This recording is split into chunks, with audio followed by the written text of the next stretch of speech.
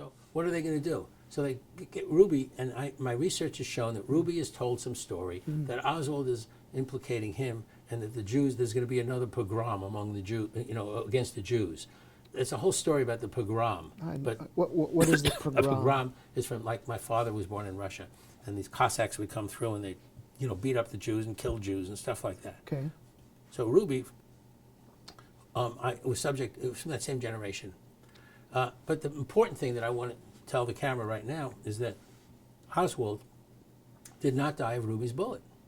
I mean, and I knew about this in '67, but it was really brought to my attention in 2005 that Oswald died of air in the heart. Really? So, yes. And here's the deal. So you're saying that Jack Ruby's bullet did not... Jack Ruby's attack on Oswald, which, if was right in the heart, would have been fine for these plotters, but if he could be saved, and he was, his blood pressure was returning, Jack Ruby should be viewed as somebody who has an excuse to get him into Parkland Hospital, where the same clique can do to Oswald what they were supposed to, to kill him if necessary on the operating table, which they did. You think he would have survived that gunshot?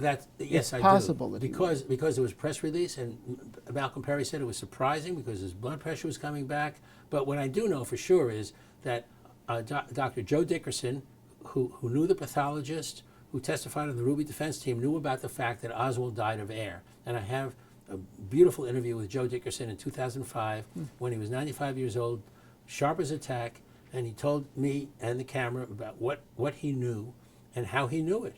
And that Oswald had large blocks of air in his brain and throughout his system because there had been air in the IV line. So the same anesthesiologist who was intubating the corpse on Friday of John F. Kennedy, pretending he's alive when he's dead, was in charge of Oswald on Sunday. So yes, yeah.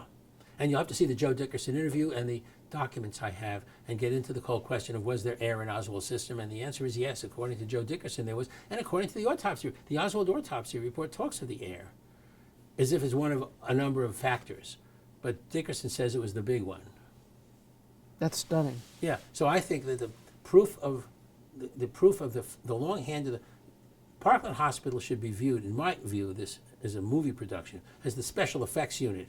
On Friday, they were going to pretend Kennedy was alive when he's dead in order to change the facts of his death. On Sunday, they were going to make sure that Oswald was dead. He was murdered in the OR. Now, I'm not saying Ruby shouldn't be charged with attempted murder, but it just turns out to be the fact that Oswald could have been saved. Yes, I believe so. So they wound Ruby up. They wound Ruby up by using a Jewish theme. Yeah, right. That he's going to be. That's right. That there's going to be a pogrom against the Jews because Oswald was implicating him.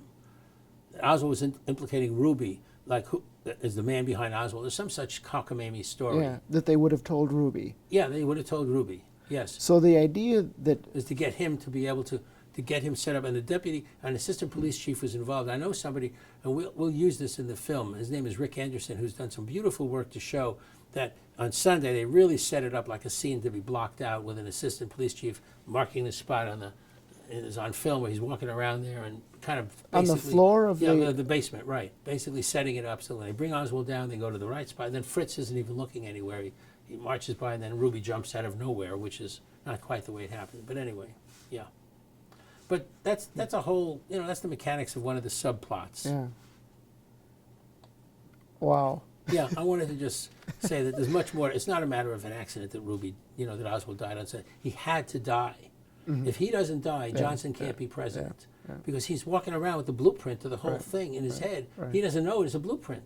But the whole story of pretense of what he's supposed to be doing and who he's working for and why he went there and what he was doing I mean, can you imagine the amount of evidence that he'd able? It's not open and shut, but I've spoken to the defense attorney about it. It would be tough, but he'd be able to say, "Look, I was a writer. Here's my manuscript. It's in Ruth Payne's garage. I came back. I did this. I did that." He'd be like John Dean at the Watergate hearings, where he laid out all the things against President Nixon. Turns out they had tapes, and they proved to be true. Lee Oswald had to lay out the whole thing. Basically, I was with Mr. Smith, and they'd say, "Well, there was no Mr. Smith.